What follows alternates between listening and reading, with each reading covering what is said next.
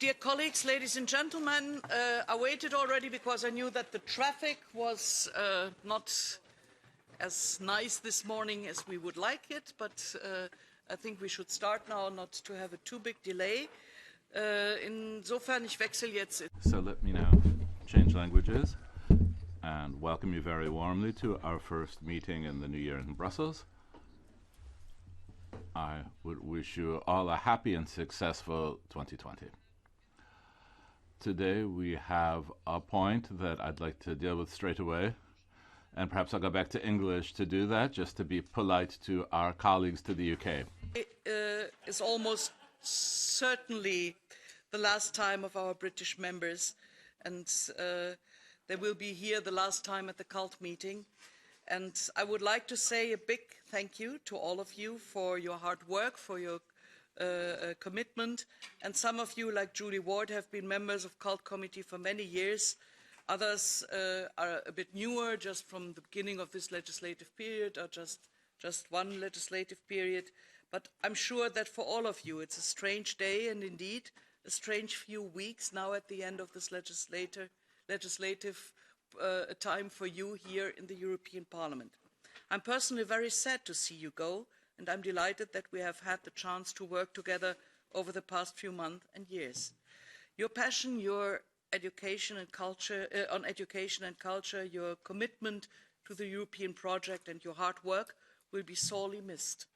On behalf of the Cult Committee, I would just like to wish all of you the very best for what comes next and to thank you again for your work.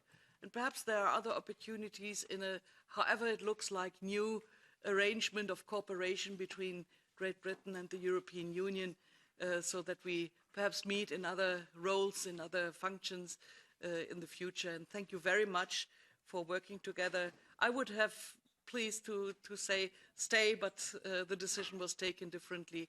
Thank you very much that you were here, and farewell. Thank you.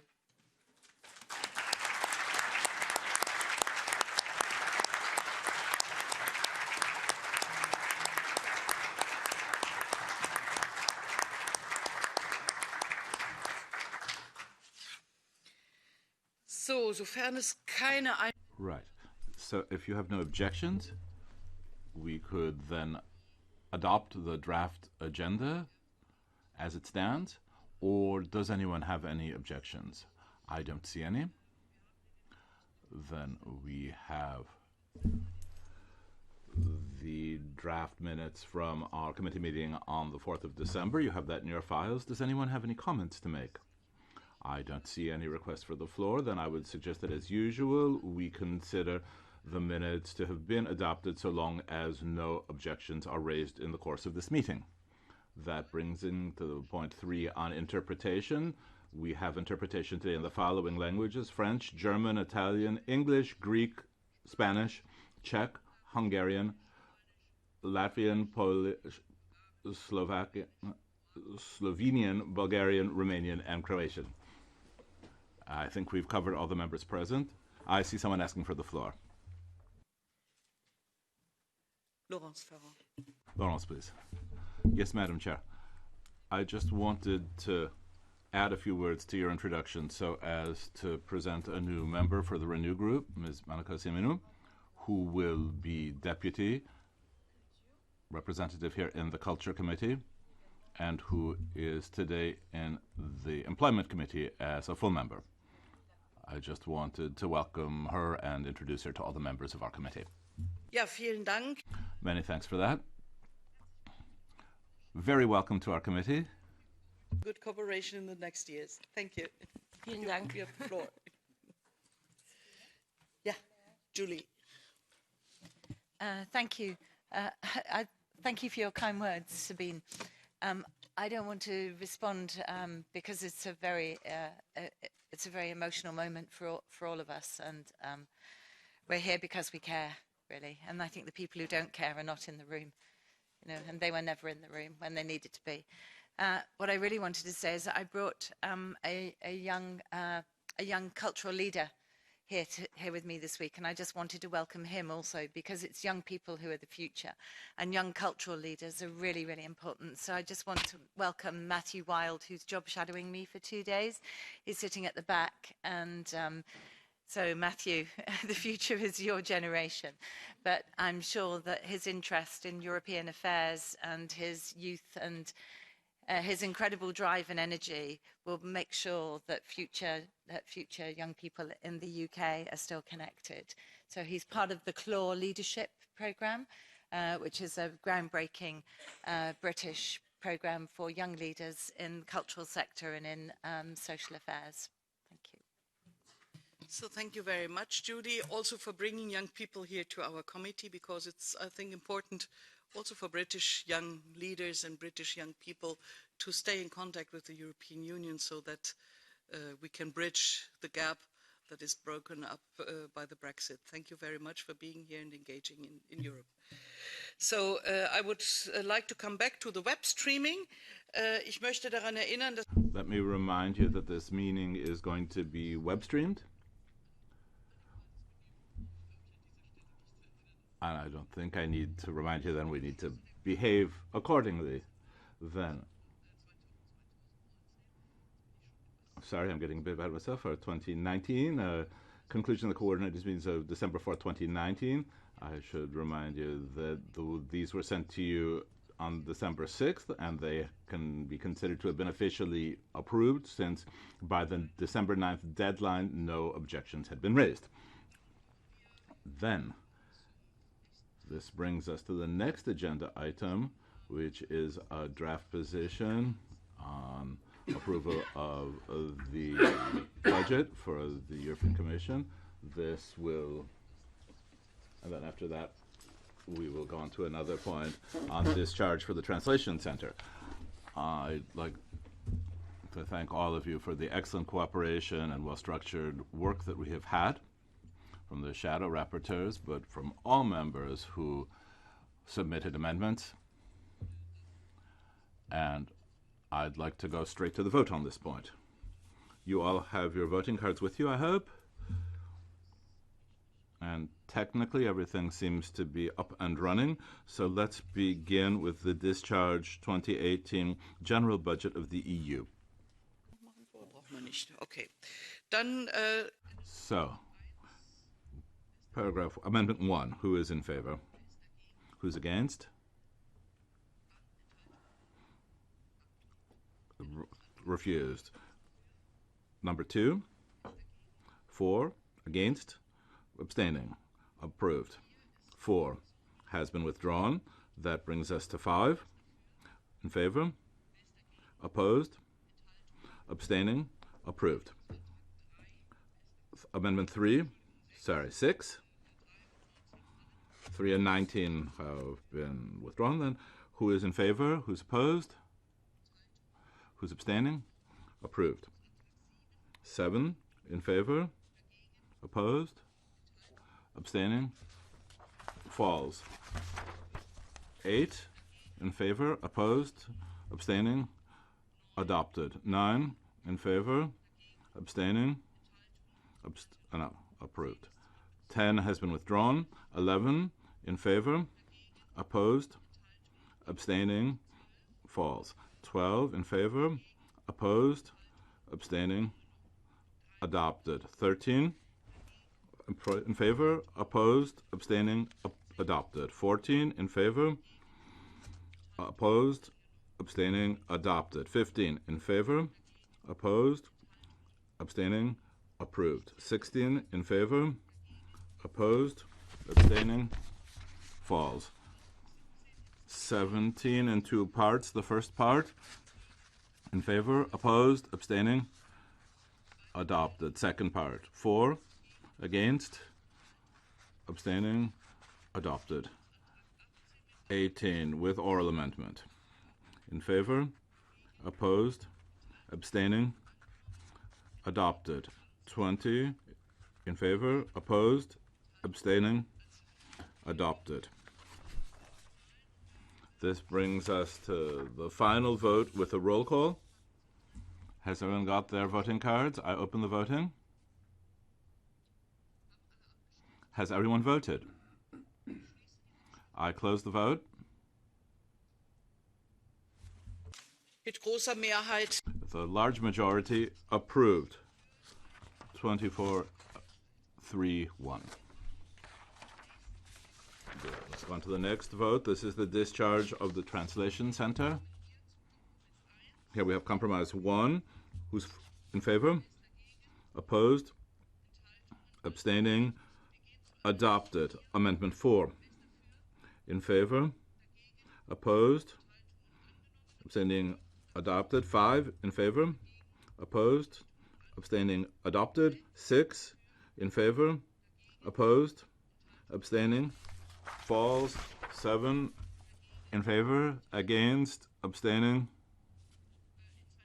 Oh, sorry, it's in two parts. The first part. In favor? Opposed? Abstaining? Approved. Second part. In favor? Opposed? Abstaining? Falls. Then we come here to our final vote electronically. Once again, I open the vote. Has everyone voted? I close the vote.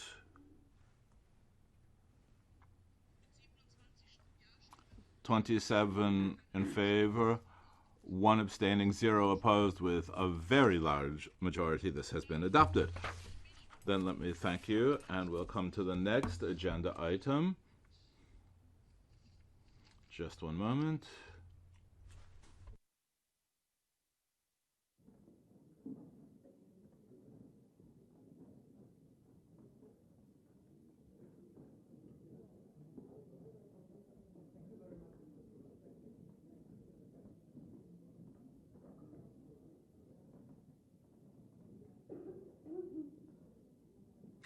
Okay, dann kommen wir jetzt zu Punkt 7.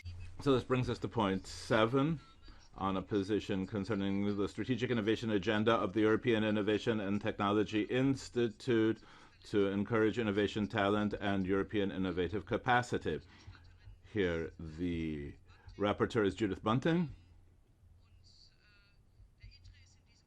ITRE is the lead committee here. Before I give the rapporteur the floor, I'd like to inform you that the deadline for amendments will be on January 27th at 4 p.m. and the vote on this in the committee will take place on March 17th.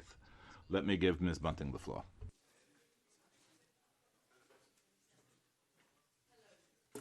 Hello. Thank you, Chair, and thank you also for your welcoming remarks. Ich würde darum bitten, please, all of those who are leaving the room, do this, please, quietly, so that we can go on with the work in this committee. Thank you very much. Thank you, Madam Chair, and thank you, everyone, for your good wishes in the face of Brexit. It is a truly horrible thing. I should say, I feel very privileged to have had an opportunity to take part in a file, albeit this close to the deadline. This is, what I'm reporting on is the Strategic Innovation Agenda for the European Institute of Innovation and Technology, which is something I'd never heard of until I received this file.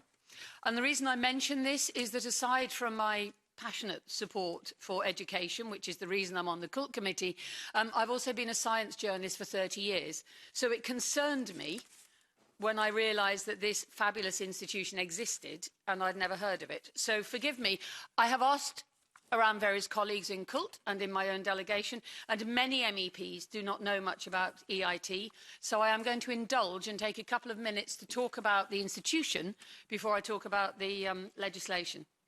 So, first of all, in 2019, last July, the Commission presented a new legislative package which includes a recast, which Christian Ehler will report on in a moment, and the innovation agenda, which is my responsibility, which includes an annex of 27 pages.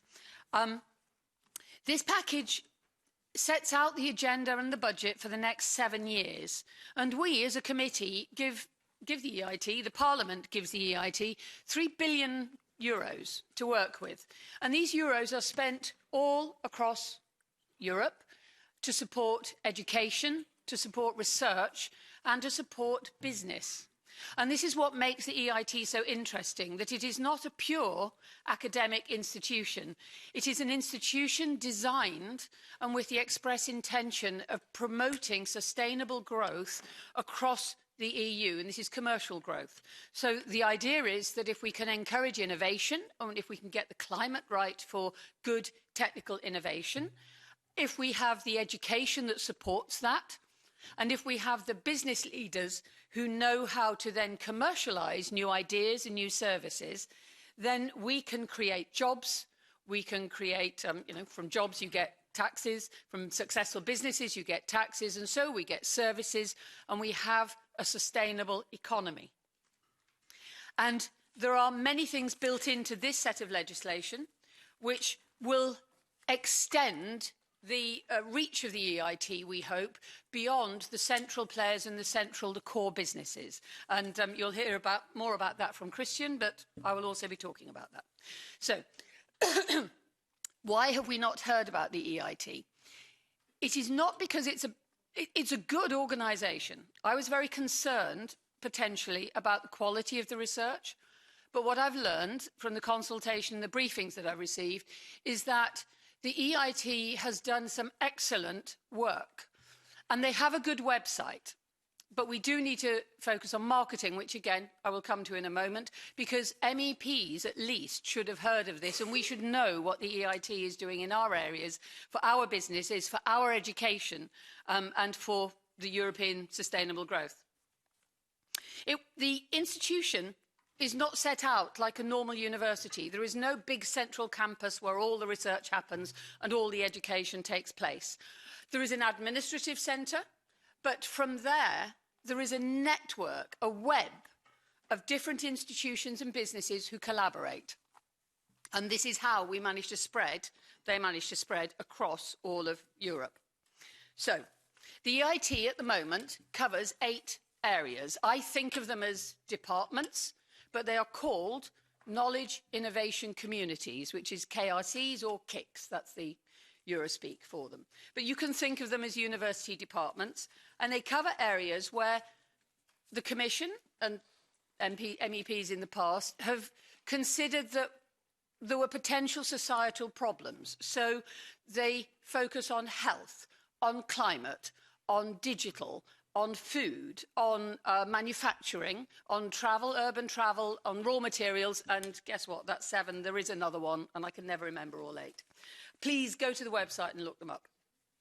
These are called Knowledge Innovation Communities, and they bring together higher education institutes, research bodies, and businesses, private businesses, large and small, and these work in this fabulous knowledge triangle, which is the underpinning of the EIT. So now let's get to the legislation.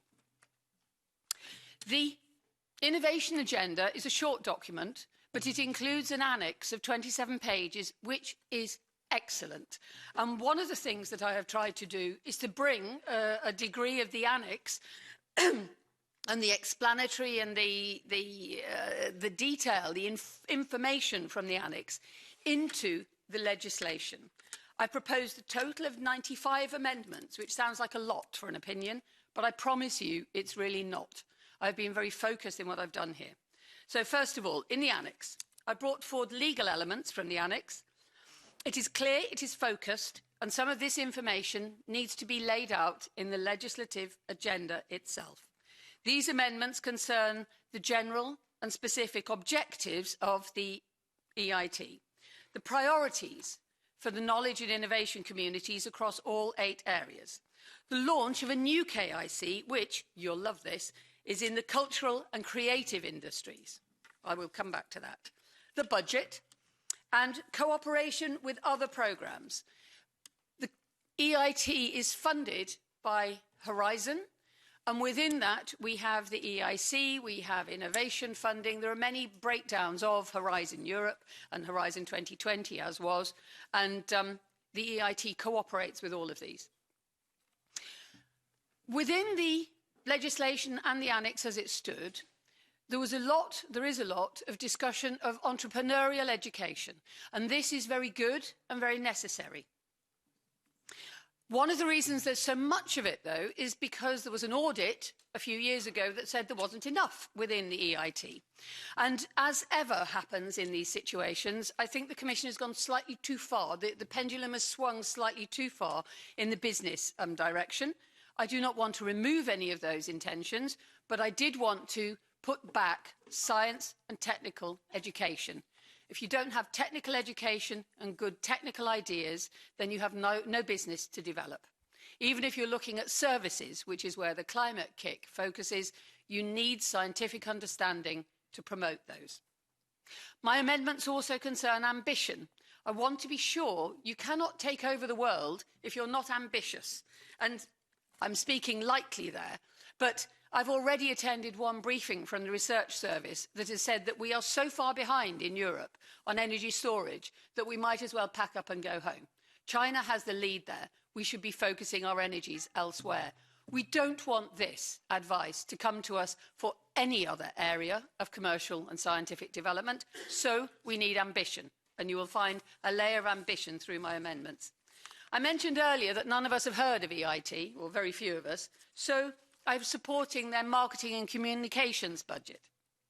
We also, within this legislation, have a wonderful regional investment scheme which will help spread the benefits across all of Europe so that our newer member states can get the benefits as well.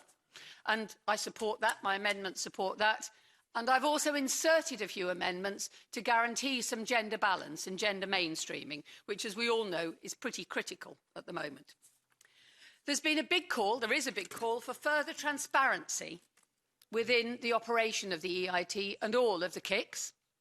And this is because there's a feeling that those who are already invested just are keeping the prize to themselves. And we need more transparency about how contracts are awarded. And we need to make it clear that small and medium-sized enterprises are welcome. And there are some ideas in there which I'm proposing after discussion with the director of the EIT.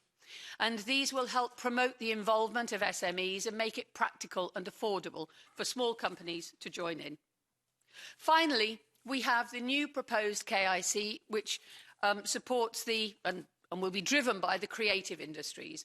We know these are big employers. We know there are brilliant ideas out there in Europe at the moment. And this is an area where I think Europe, we as the cultural industries, can bring benefit to the European Union. So, ladies and gentlemen, you have my opinion in front of you. I hope you feel you can support my amendments. The deadline is the 27th, you say? So I look forward to hearing any questions that you may have, and thank you for listening. Ich muss an dieser Stelle noch mal kurz korrigieren, der 17. Not the 27th, but the 17th. Let me correct. Ah, sorry, I made the mistake. I was with the votes. Sorry. Es ist der 27. Sorry, it is the 27th of January. That was correct all along. The shadow rapporteurs now, Christian Ehler, and then, well, we'll start off with Christian Ehler. For your effort. Haven't been the rapporteur for 15 years on the Horizon programs, so the framework programs. I just would like to add, and I would like to appeal to the Commission to some extent, that the reason that this instrument or this idea is not very well known to the public lies also in some contradiction within the Commission. Because the problem had been two different DGs, and if you're honest, the reason for that was more of an organizational kind than a political or a regional one. And in practical terms, DG RTD was never all too happy about the EIT and never promoted it. It's even worse than you could imagine that, for example, energy storage or environmental issues and so on, worked on by these entities would be part of other calls. So we would have spent, for example, last term roughly 4 billion euros on smart cities. But there never had been an obligation for participants applying for smart city money to integrate the EITs. So you have EITs, they are spread all over Europe, and even us, the European institution, don't have an idea to how to integrate that in broader programs, where you would have leverage, where you could somehow boost the efforts, you could integrate them in broader policies. So when we are wondering how to promote that instrument, I think we should start with the European institution. And that had been the effort the ITRE committee had been doing, that we are going to integrate the EIT much broader in the European politics. There had been first success stories, all forced by the Parliament. For example, to integrate the food kick into foreign policy instruments. We have, for the first time now in Israel, a branch of a food kick, a European institution. But we should reach out to Morocco, we should reach out to the Mediterranean Rim states, because that's exactly that instrument we need to foster also this kind of developments in other neighborhood countries in Europe.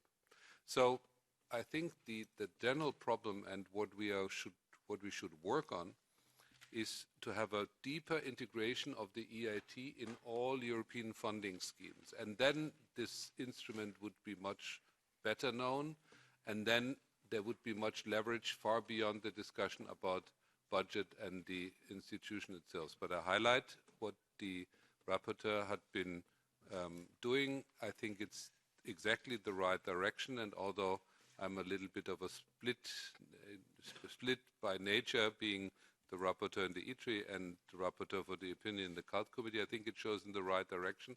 It was very much focused, business-minded, and I think we underestimated a little bit the importance of education, the educational part, also entrepreneurial educations in universities. And I think that's someone we should achieve. The negotiations will be fairly difficult, but for the first time it might be that the commissioner mediating between Parliament and Council speaks with one voice, because in the past it had been the same RTD very much willing and appealing to the Council that instead of cutting other parts of the program, that had been also always the scapegoat in terms of the Commission offers when it came to budget cuts. And we should be well aware that for the first time we might have the chance that the Commission really plays the role of the honest broker, and it's not a kind of let's say, a fight between the institutions which had been weakening often the EIT positions in general terms, but also in the budget negotiations with the Council. Thank you very much. Ja, vielen Dank, Christian Ehler. Thank you very much, Christian Ehler. Dominic Ruiz de Vesa is not here, so next on our list is Dace Milbarde.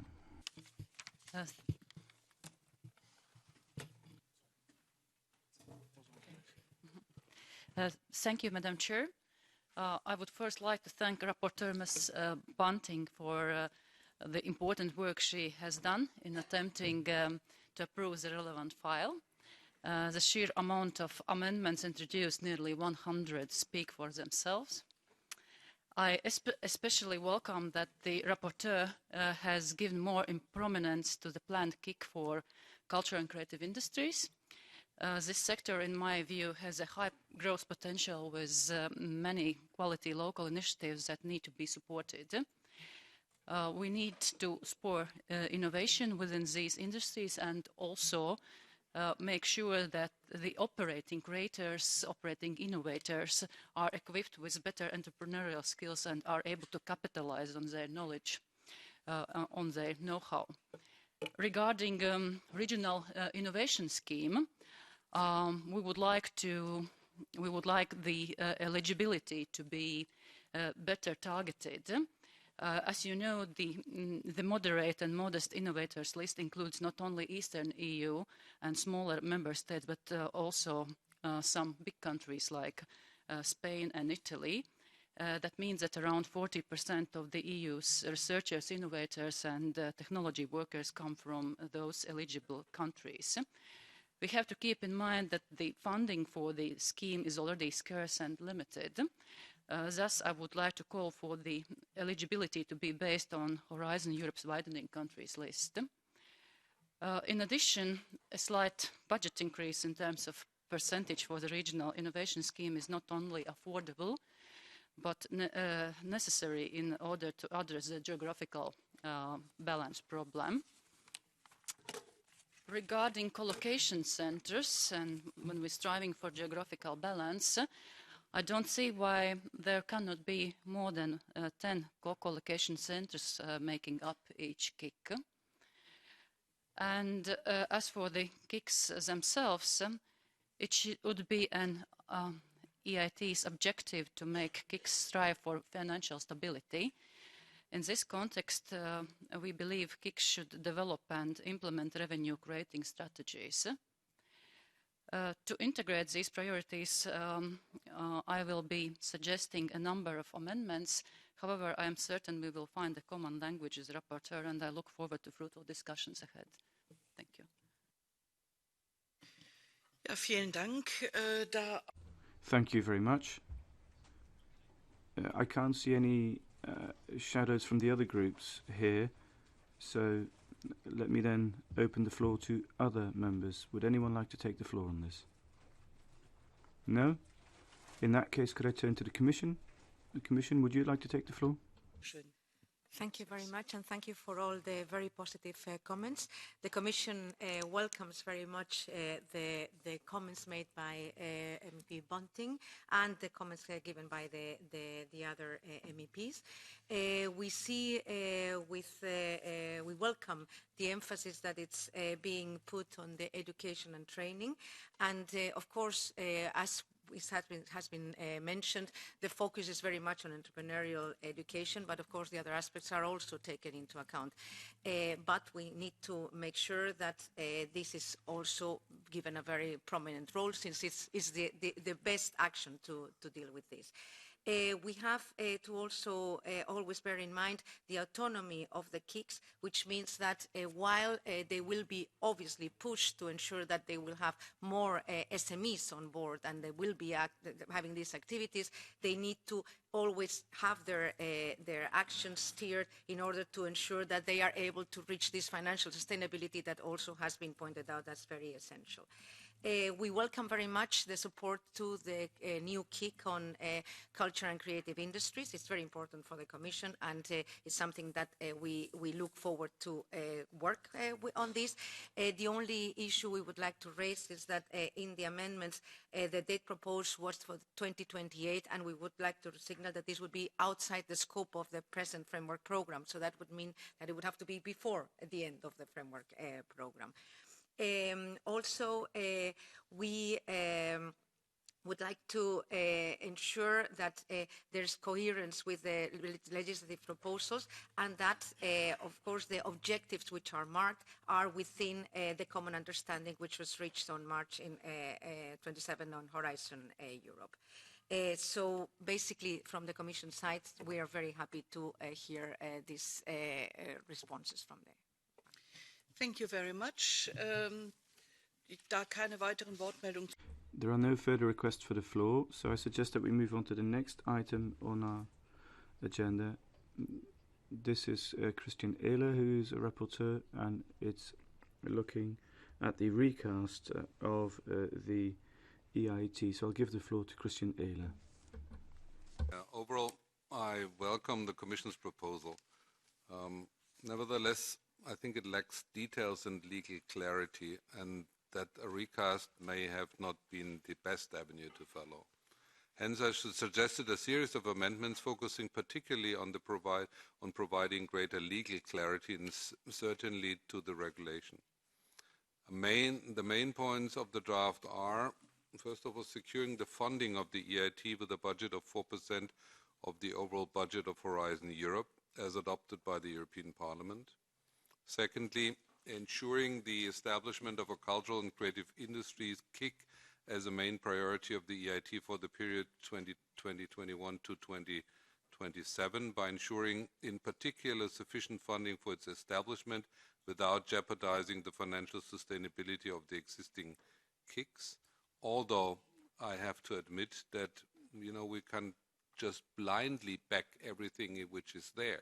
I mean, the financial sustainability by definition in the EIT is not just an obligation of the budget or the Commission. The financial sustainability is in perspective also an obligation of the KICs.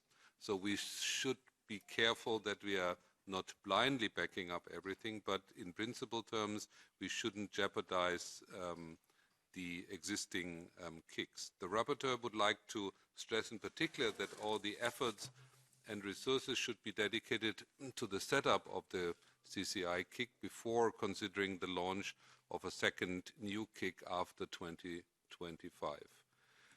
Thirdly, clarifying the overall proposal, in particular as regards the general and the specific objectives and synergies with other programs. I've been talking about that. I think it's one of the shortcomings that there is not a broader consideration of the EIT in the context of other programs. It should be integrated in other spending programs. I had been referring to the smart city calls, but many others, and I think that is a shortcoming we might not heal with the actual legislative proposal, but we expect from the Commission, I think, a more integrated approach of this instrument. Also very important to me when drafting the opinion was the alignment with the Horizon Europe program, reinforcing the EIT's mission whilst aligning its objective with Horizon Europe by, first of all, increasing the regional impact of KIC through improved openness to potential partners and stakeholders, and better articulated KIC regional strategies, including links to the relevant smart specialization strategies. We especially worried that in the context of the negotiations of the structural funds, there's no reference to the KICs. We went through all operational programs of the member states, and there is not a single reference to the EIT, which is fairly exotic from my point of view, and we should make sure on the one hand from the Council side, but also on the other hand from the ones negotiating and overseeing the operational programs of the member states within the context of the structural funds, that there's a reference to the EIT. It's senseless if we are offering and opening the EITs and we want to ground the EIT in terms of a link and a cumulative way to spend money also with the structural funds if there is on both sides no idea how to do that. Secondly, boosting the innovation capacity of higher education to integrate a wider number of higher education institutions into innovation value chains and ecosystems. Thirdly, launching new KICs in priority fields to be selected according to their relevance to the policy priorities of Horizon Europe. The first new KIC is planned for launch in 2022 and would be in the field of cultural and creative industries. And I would like to thank once again, this time DG EAC, because that had been a fight, and it had been, the proposals from the parliaments had been taken up. By the way, it's a joint effort by the ITRE committee and by the CULT committee. We had been fairly successful on that, and in the very beginning of that discussion, neither the Commission nor anyone else was fairly open-minded to that idea. I mean, we applaud now that it's very plausible, but in the very beginning, I would like you to remember that there was a fierce fight in terms of that, and there was not a good understanding that the creative sector is of importance, and specifically for the EID, it's an ideal situation because we should foster, on the one hand, entrepreneurship in the creative sector, but on the other hand, we should link that to technology, and this innovation triangle is an ideal boost for the creative industry. But in the very beginning, I mean, in the end, you know, we praise all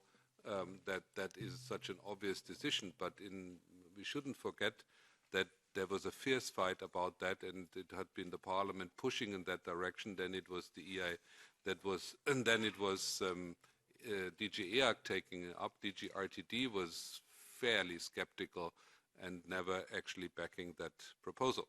So I think we have to make sure that the recast is in line with the cluster inclusive and creative societies of Horizon Europe. We dedicated it for the first time in the research program a broad line to the creative industry, and we should seek for a more integrated approach, because also that gives leverage financially, but also substantially. And I think we all should be aware that that will be a painful discussion about finances, most likely in the second part of the year, and we should be very careful that the EIT is not the scapegoat for the negotiations. Thank you very much. Vielen Dank, Christian Ehler. Thank you very much, Christian Ehler. Next on my list is Mrs. Bunting. You have the floor. Forgive me, I'm not quite sure why you've come to me. Dominic Cruz de Vesa is not there, and you are shadow rapporteur. Fantastic. Sorry, forgive me. The only comment that I would like to make to what you were saying there, I fully agree that we need the EIT to be aligned properly with Horizon Europe. But just to stay for a moment on your comments about the creative kick. I work in the media, and when I first saw this, I thought I love support for creative industries, but I wasn't sure that EIT was the right place for it. EIT is laid out, you know, it's supposed to be the European MIT. It isn't quite like that, but we can't let business take over. This is an innovative institution. It should have science and technology at its heart. But then, when you do your research and you think a little harder, much of the development in the creative industries over the last 10 years, which has seen an explosion of commercial success, have been technical. We're talking about video games. We're talking about virtual reality. We're talking about 3D, hologram type presentations. And these things are on the cusp of becoming huge, and we should not let Europe be left behind. So that's where my support for the creative industries as a KIC, as a knowledge and innovation community, as a department within the EIT, that's where my support comes from. And I won't be here to help and support this fight later in the year and when it happens, but I'm not sure who to look at, whether to look at Christian or to the Commission.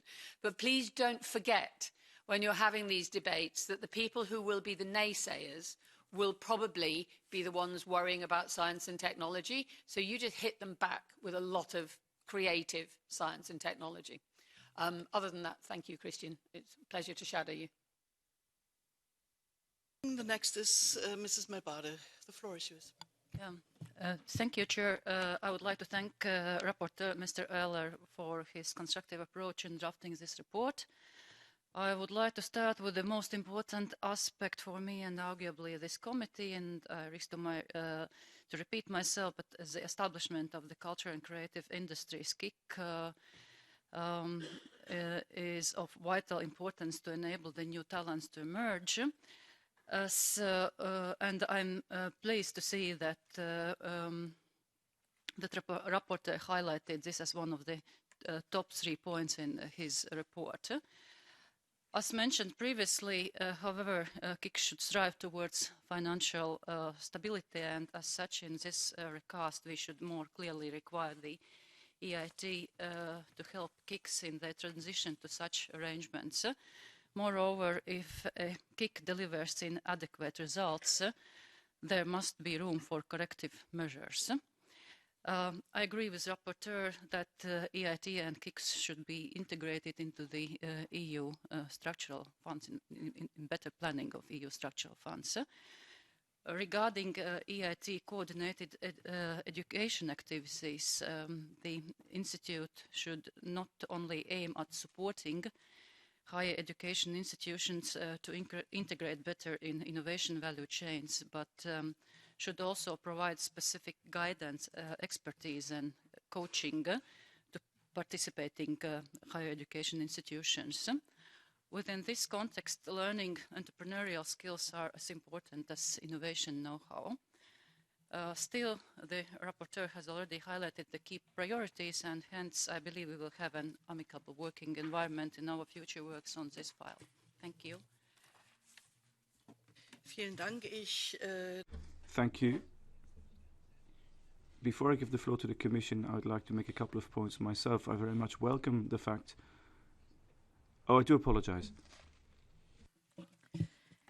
I'd just like to make a few general points, and they're relevant to both the work that Judith's been doing on the previous report and this, and that is just to talk about STEAM. I spent the first mandate from 2014 to 2019 being completely boring in this committee by talking about STEAM instead of STEM, and I'm really proud that the new agenda for culture in the European Union talks about STEAM. And I ask all of you to continue talking about STEAM. We can't afford to lose the A in the acronym. It took years to get people to recognise that the arts is absolutely fundamental and hugely important to the STEM community, and that divisions between the artistic community and the scientific community are completely artificial. Scientists have to be creative, do blue sky thinking in order to innovate. That means they're innately creative. And artists are working in science. So dancers are talking about numbers, they're using maths, architects are working in spatial ways, musicians are counting. So science and arts needs to be together. It was always an artificial division. And in that respect, I'd just like to ensure that you're talking to ELIA, the network and organisation for art schools with whom I've done some work. They've been doing some really interesting reports. They've got a position paper on STEAM. Also Nesta, which is the UK's arts and science innovation driver, which has been established quite a lot of years now and is doing really interesting work. Also, an organisation called 1001 Inventions, which was set up to try and highlight the historic relationship that the Muslim world had in terms of science, architecture, culture, medicine, health, okay? And that is really important in the current climate, which is certainly in my country has become very Islamophobic, and I know across Europe there have been a number of problems with people not really acknowledging the diverse heritage that Europe has. And I was really proud to introduce the director of 1001 Inventions to the Commission in the previous mandate to try and do something to push back against this denial, really, of the diverse heritage that we have as Europe. So I just want to make those general points about this overall area that we're talking about with both these reports. Thank you. Ja, vielen Dank, Julie Ward. Thank you very much, Julie Ward. I'll say my bit now. I too would like to thank Christian Ehler for mentioning the creative industries in the context of KICS and for making it clear that they're important when it comes to innovation and technology. And the creative sector in the past has done a great deal for technological development. Look at media, new camera systems, imaging. All of that came from the creative sector.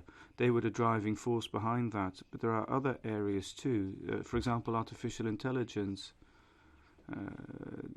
The use of that in the creative sector is very high.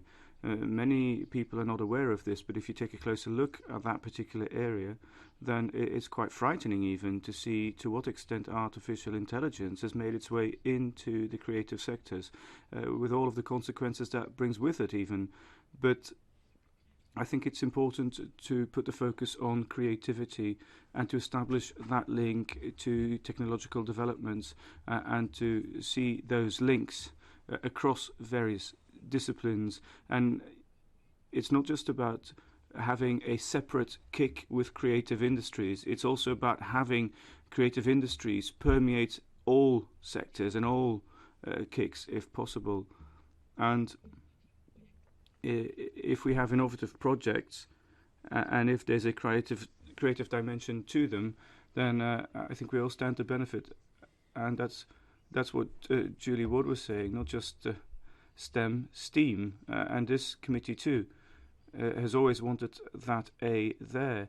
It's not just about natural sciences and maths.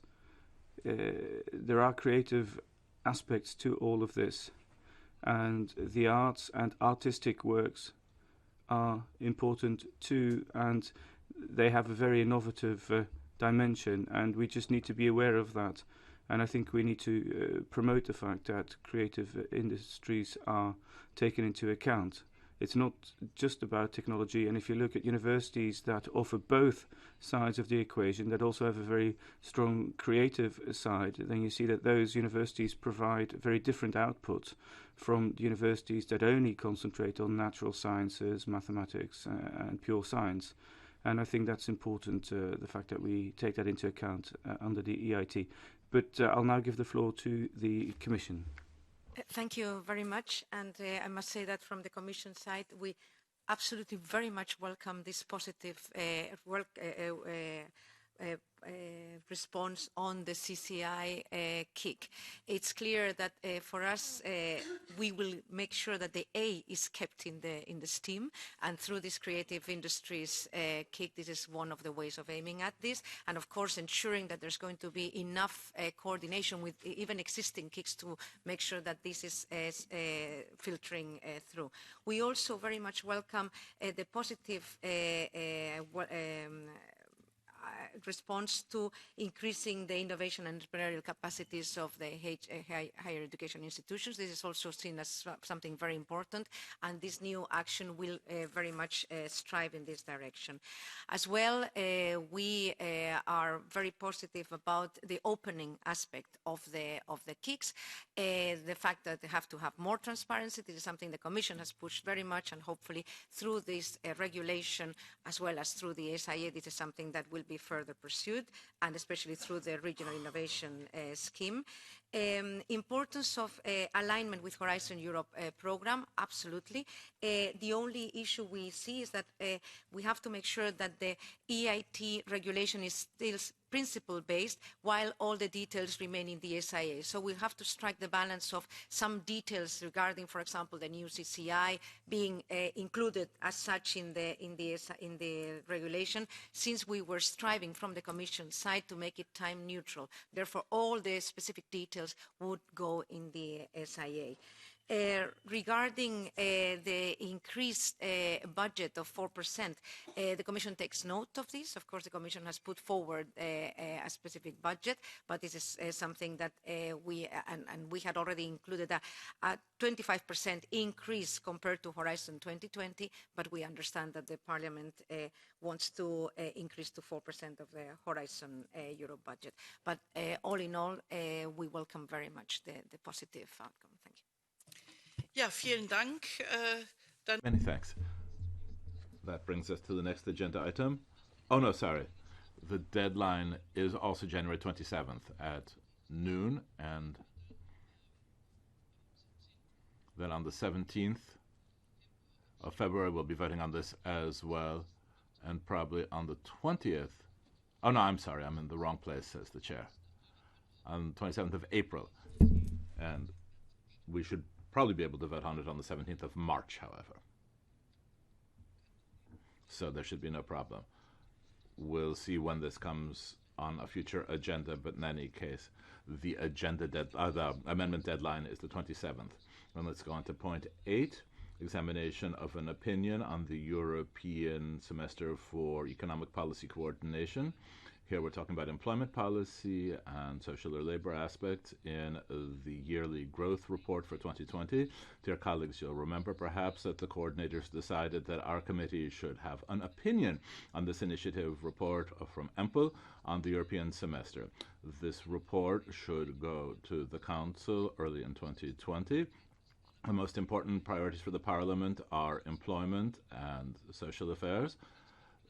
The basis for the report is the announcement of the Commission of the yearly growth report for 2020 with various annexes, including the draft of a general employment report. Now, this employment report shows a wide picture of the most important labor and social developments and evaluates the efforts being made for reform in different member states. The report includes a specific chapter on improvement of capacities and skills, in particular in terms of access to training, improvement of the level of training, all of which plays an important role. Given the tight schedule of the EMPL committee, our opinion can only be worked out in English, and a vote on the report in EMPL is presently supposed to happen on February 20th, which means that our opinion must be approved on February 19th at the latest in our next committee meeting so that it can be taken into account in the EMPL vote. In 2019, every member state began to work on country-specific improvements concerning training, general training, skill reinforcement, lifelong learning, research and innovation. In my draft that you will find before you, only in English, as I said earlier, because we had to work fast and only had the possibility to work in English. And I'll go over to English now. I submitted to you today, following points are mainly reflected. We call on the European Union and the member states to revise their education, training and skills policies in order to adapt themselves for the digital economy and the rise of artificial intelligence.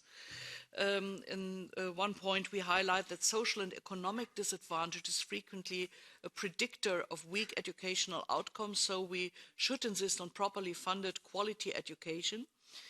In this context, we need to give our support to the ongoing plans for the creation of the European education area, and not just in the part of universities, but we need a much broader approach for the European education area, not in making everything equal, but comparable.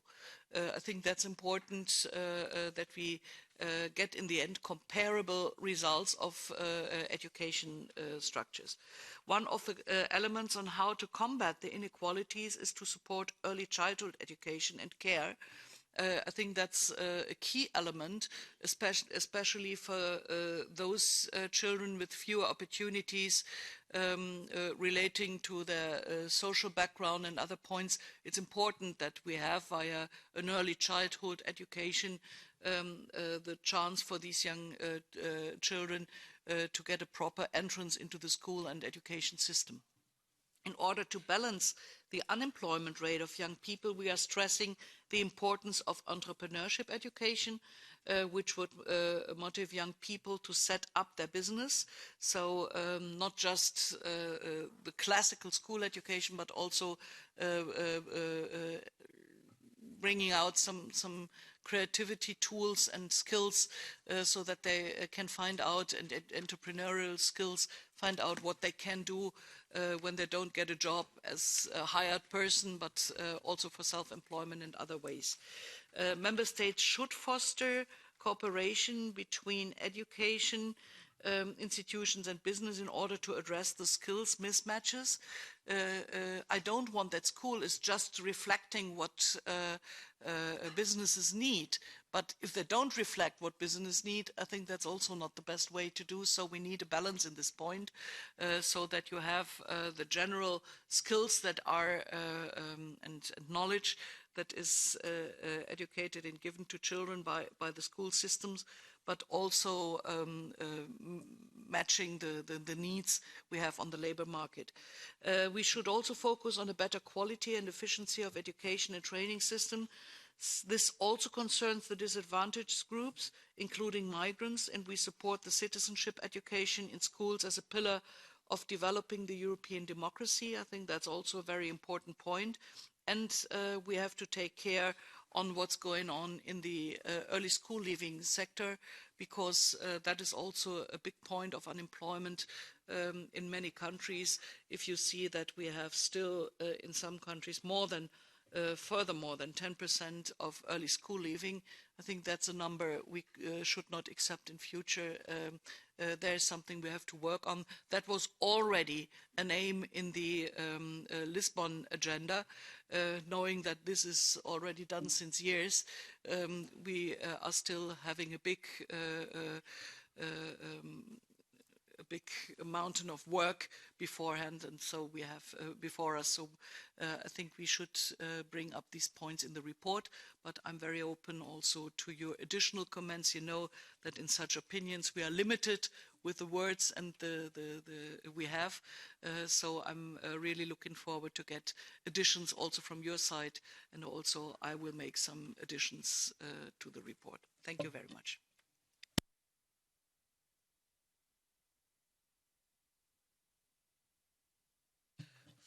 For S&D, Petra Kammer-Evert. Ja, vielen herzlichen Dank. Yes, many thanks, dear Sabina.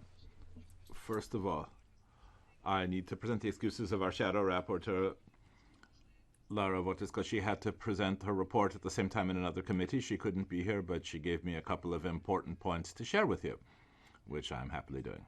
First of all, I would like, on behalf of Lara Walters, to warmly thank the rapporteur for this truly excellent draft opinion. All the most important challenges have been put together for Europe in terms of training.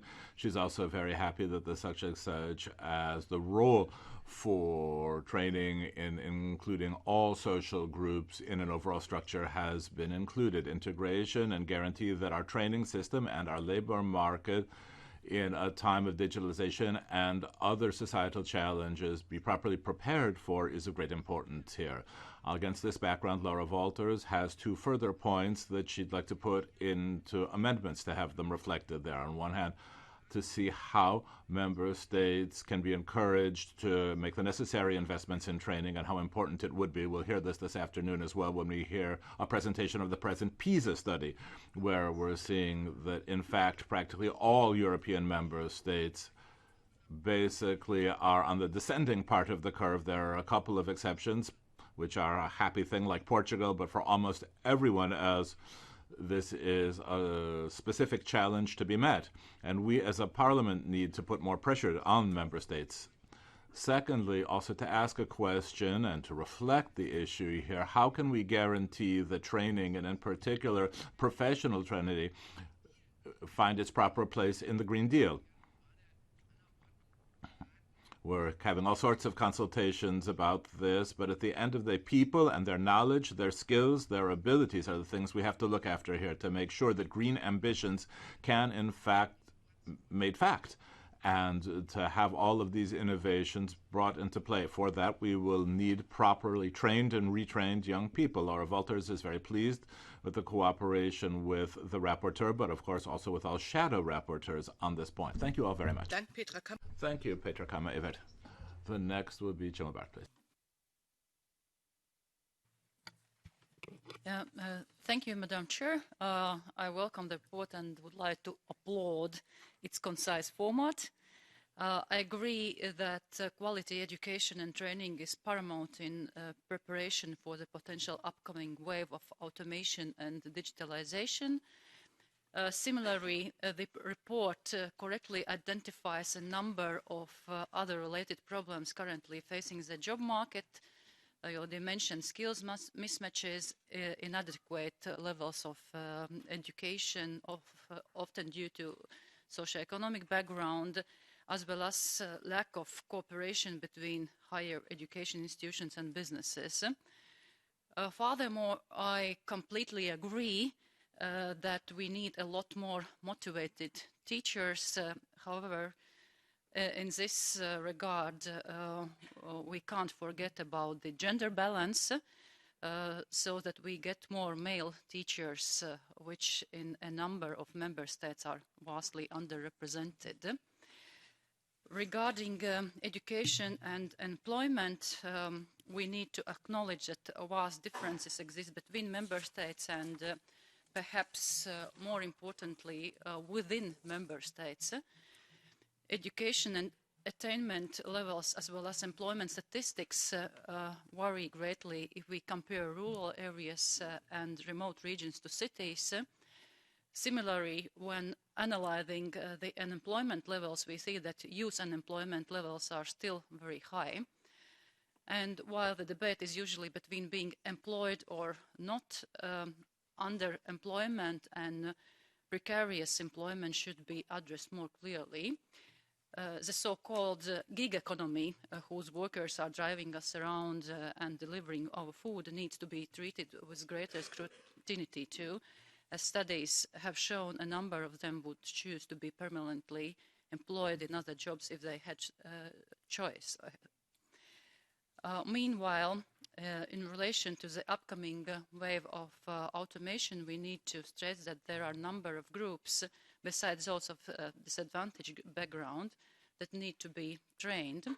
Among others, upskilling and reskilling is paramount to people from industries facing elimination, those in pre-retirement age, as well as people with generally lower levels of education. Within the context, we should again note gender equality when discussing the potential upcoming job losses. The industrial male-dominated jobs get most attention, whereas those which employ mostly women are really discussed.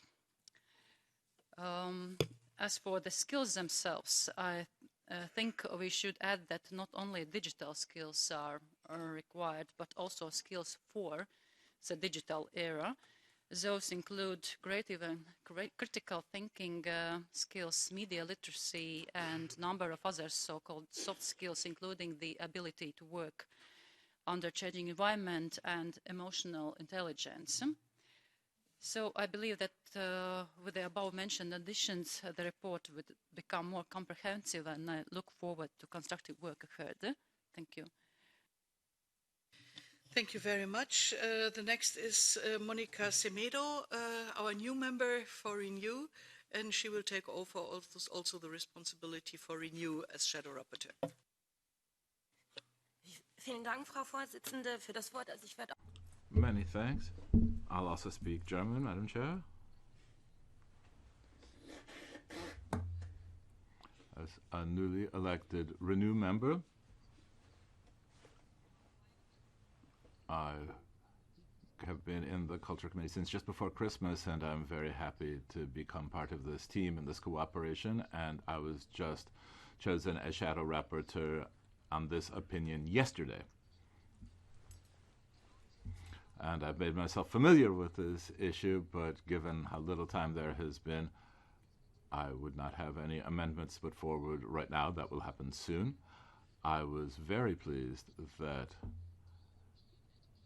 the rapporteur for the European education area was mentioned by you. I would support that entirely. And to work more closely, this is something I'll emphasize later, and you'll see that in my amendments, that we have mutual recognition of qualifications. It's very important to us, and especially for encouraging mobility within the EU. And that's one of the things that I will be emphasizing in the future.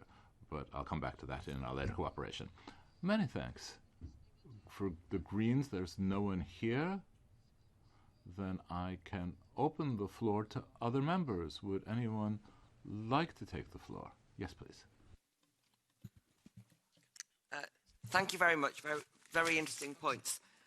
One concern I have is this idea of a close cooperation between education and business. You referred to it.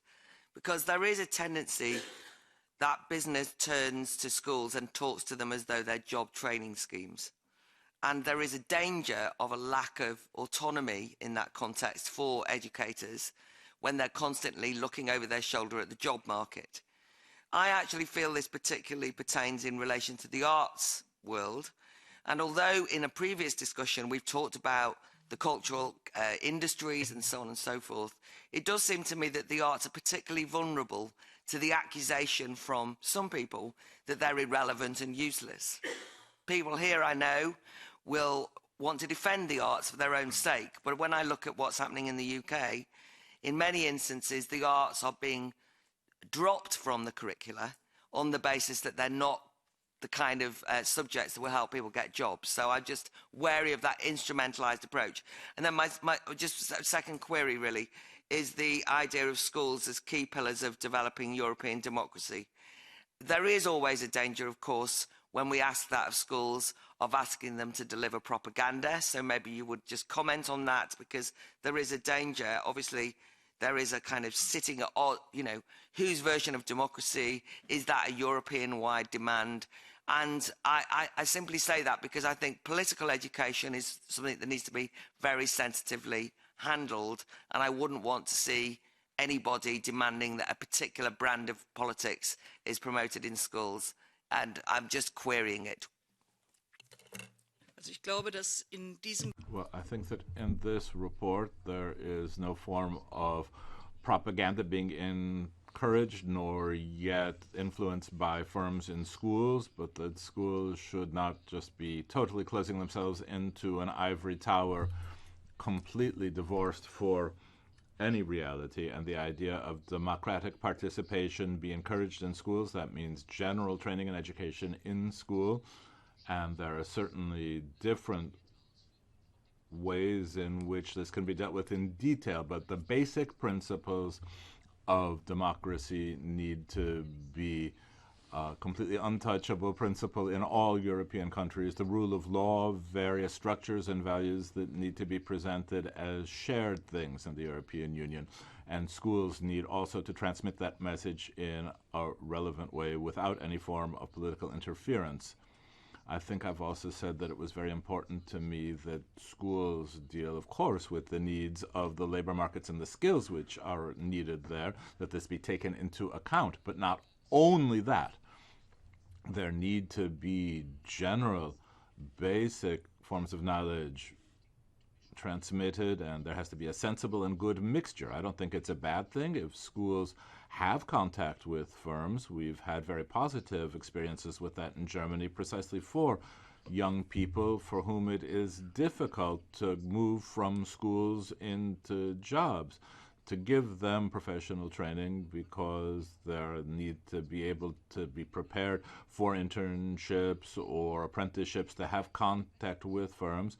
Schools which are perhaps not the best evaluated ones, but that have other things to contribute, other skills, also have a chance to get jobs, places on the labor market. And I think that it would not be an incorrect way to proceed to have these contacts available. However, it has to be clear that this will happen in a way that shows that firms do not and cannot have direct influence over schools or be able to make choices for schools. That obviously has to be out of the question. But national education authorities also have to have detailed rules on this. Different member states have very different ways in which they deal with these things or consider them to be necessary. I think that it's important for us here to be able, for precisely those students who have less chances in life, to have a greater chance to succeed on the labor market and to be able to fight against youth unemployment or even avoid it. Julie Ward, please. Yeah, a number of really important points. Claire, I don't often agree with you about many things, but I certainly agree about the narrowing of the curriculum, which I think is hugely detrimental to our future generations' ability to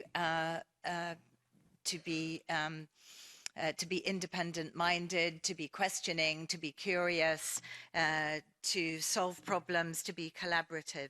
I think that's a very important point. I was a school governor, so I have experience of being in a school and looking at the wider operation of a school and the kind of links that are made with community.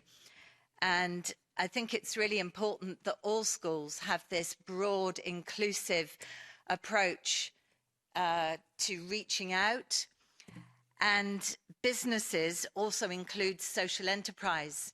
social enterprises shouldn't just include profit-making businesses or big corporate organisations. So, for example, I've been very concerned when large organisations like oil companies come in, or the military, for example, and you don't have a kind of balance or alternative to that. So I think we've got to look at the broader spectrum of what business might be. And as somebody who worked with the most deprived young people, the young people who are falling through every single social net you can imagine, were really excluded from all kinds of activities and really didn't have much sense of hope for the future. I can attest to the fact that the European projects that I worked on were nothing to do with propaganda at all, and everything to do with providing young people with extraordinary sense of dignity, awareness, skills they never had before, a sense of their own worth. And this includes young people with learning disabilities and autism. And I can give you examples of projects and programmes back in the UK, Headway Theatre in Northumberland, that I've worked with people with learning disabilities, working on Erasmus Plus funded programmes. And the only sense of dignity they ever got in their life was from European funded programmes and not from anything that the British government ever gave to them. There's also a school for autistic children in Stockport in my region that was part of an Erasmus Plus programme. I didn't meet those children and young people in Stockport. I met them here in Brussels when they were here with their peers who were autistic from all around Europe. And when I went to see them in their school in Stockport later on, they were running innovation and entrepreneurship programs. They were doing job and work experience. They'd set up cafes in their own community. That's not European propaganda. That's actually the European project and the values that European democracy can truly instill in our future generations. And I'm hugely sad that people like you are taking that away from the most excluded young people in our country.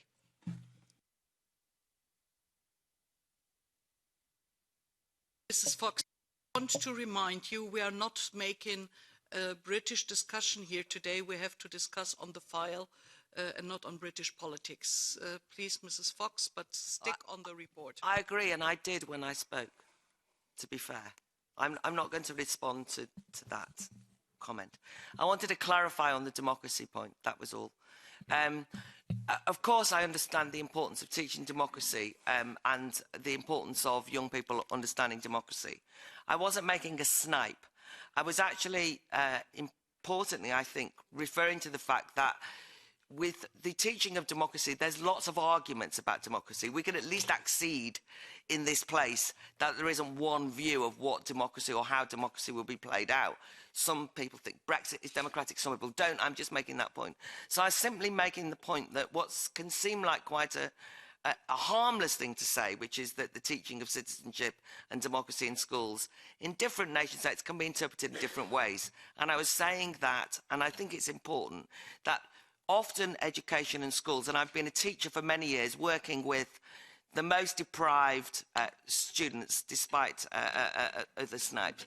That's my background, working in the arts and education, and I've seen the way different governments try and use schools as a way of promoting their own political agendas. And I was simply pointing out this is something to be wary of. Just because everyone else has been doing it, I would just like to say that whilst I am leaving and am pleased to be leaving the European Union and this Parliament, I've been treated with nothing but respect from fellow MEPs, less so the British ones than the European ones, it has to be said, and you've made me very welcome on all the committees I'm on, and I wanted to thank you for your very gracious words. I'm pro-European. I intend to have relations with Europe well after we leave the European Union. I'm anti the EU, but I'm pro-European and I consider myself a European. But to thank you, Chair, because I've spoken a few times in this committee, I've thoroughly enjoyed being here. Thank you very much. Thank you very much, Mrs. Fox. Are there further? Yes, Mr. Mohammed. Thank you, Chair. I obviously want to thank you for your kind words at the beginning of the meeting, but in relation to the topic in hand, as I've pointed out to colleagues here previously, I still work with young people, and I will be working when I return to UK later this week. I work with young people in an informal setting, so not the formal school structure. I work as a youth worker, and I think there's scope here to look at, I don't know what actually exists within different countries, but you know, my experience of the UK is that some young people fall through the net of the formal education, and then it's the informal side that picks them up, and they're obviously sometimes the most vulnerable. So whatever work, whatever programs we have, I just want to plead with you to remember that there is a space for informal education, and the issues around, you know, the values we have in Europe, citizenship, etc., should also be targeted towards those groups of young people. And that's something that, you know, I would like you to take on board and champion once I leave, Chair. Thank you very much. I would like to really take on board also the question of informal education and informal learning, because many skills are not just educated in the formal learning area, but also in informal learning areas, and that's quite important. But it's quite difficult to measure also these things, and that's the big difficulty we have, explicitly when it comes to a European education area, really to make results and grades in school comparable. That is what I said at the beginning. The aim of a European education area, and also these things we fix in these reports, must not be that we make everything equal in schools, but that we make it comparable, that we have somehow measurements to say that is comparable to a result in that country, because that makes it in the end possible also to have an acceptance of grades, of educational results throughout Europe. And that's the big problem we have at the moment. As long as the level of knowledge, the level of education, the level of skills is so differently in the different member states, it will always be difficult to accept and to recognize school degrees or educational results and grades throughout Europe.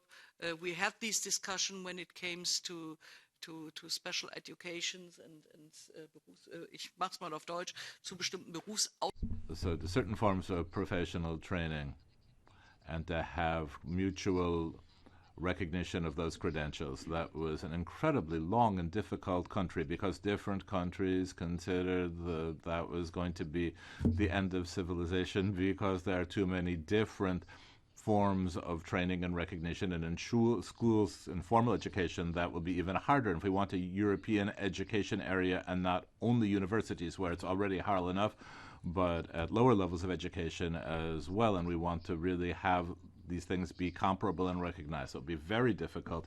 However, the report is basically talking about the basic challenges for professional and trade-related training. We should limit ourselves to that at first, but these further tasks will certainly come back to us in coming years, and that will be, I think, one of the things that will be emphasized here in this committee, and to think out how such a European education area could, in fact, be brought into being. Thank you very much. If no one else asks for the floor, Mr. Mohammed, no. Okay, then I would like to thank all of the colleagues here.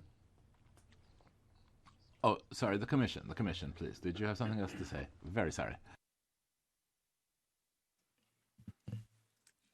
Thank you, Chair, and on behalf of the Commission, I'd like to wholeheartedly thank the Cult Committee for putting this very important point on today's agenda, and certainly a special thanks to Honourable Member Sabine Verheyen for the draft opinion, which I have to say is pretty much on the same page what the Commission was having in mind when we put together the 2020 annual sustainable growth strategy. Let me just, along the lines of this excellent opinion, highlight 2 points which perhaps is resonating rather strongly with what has been discussed until now by the honourable members. One is that the document stresses the need to invest more in quality education and training and skills development to boost economic growth. You may see that under the productivity gains section, we wanted to stress that higher productivity and innovation cannot be achieved without a far-reaching investment in education and skills development. And we also call for boosting basic skills and digital skills and for supporting adult workers with massive upskilling and reskilling programs. Well, at the same time, if you see under the macroeconomic stability section, the document stresses the need to improving the quality of public finances by prioritizing expenditure that fosters long-term growth, in particular in education, employment and investment. And the second point I wish to highlight was that the document stresses the role education and training play in promoting fairness. Under this section, the annual Sustainable Growth Strategy calls for ensuring access to quality childhood education and care, improving the inclusiveness and quality of education and training systems, reducing early school living, increasing quality and attractiveness of vocational education and training, and promoting upward convergence and ensuring an adequate level of investment. As has been said during the debate, it's about investment, and as also Monica Semedo pointed out, this is also about structural reform.